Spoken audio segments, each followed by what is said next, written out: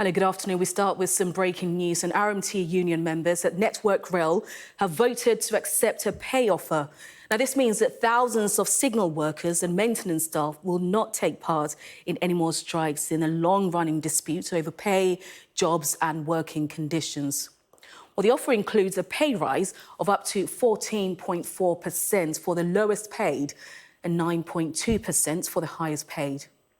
Workers will also get a total increase in basic earnings of up to 15.2% for the lowest pay grade and 10.3% for the highest.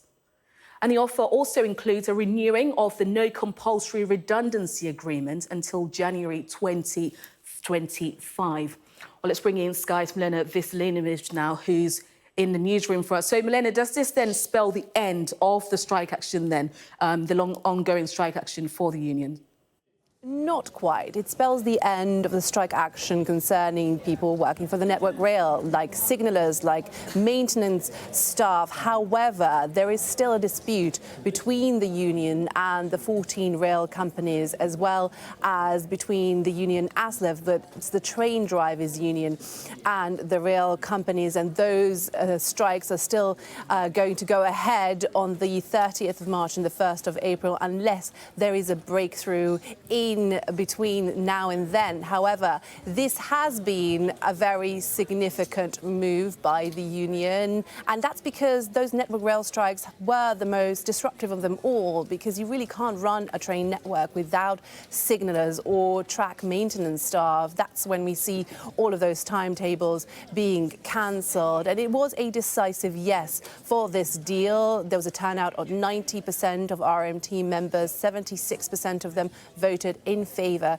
of this deal. You've said some of the things that were on the table in terms of the offer. That's all increases over 2 years. I think there was one crucial difference that the union says was significant between the offer that was accepted and the previous offers, and that was that they say that Network Rail stopped insisting on that compulsory maintenance, modernising maintenance agenda. On the one hand, Network Rail said that that would have made the whole system more efficient, maybe condense some of those hours the engineers were working. On the other hand, the union said that that would result in thousands and thousands of jobs being slashed. Now, the union says that that is now off the table. There also won't be any compulsory redundancies until January 2025. So it is a significant breakthrough, but of course that other dispute still continues between the rail delivery group and the union. And in that sense, the Transport Secretary Mark Harper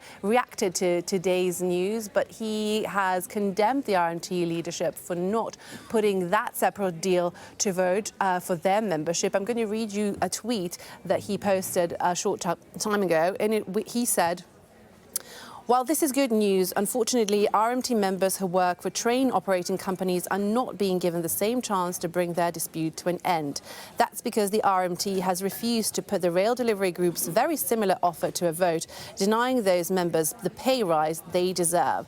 That's why I'm once again urging the RMT to call off their upcoming strikes across train operating companies, put the rail delivery group offer to a vote, and give all of their members a say." So, a tale of two halves, really, but undoubtedly a significant breakthrough that will perhaps inject some optimism in those other disputes, that there may be an end to those strikes that we've been seeing since last summer that have been costing the commuters and businesses millions and millions of pounds.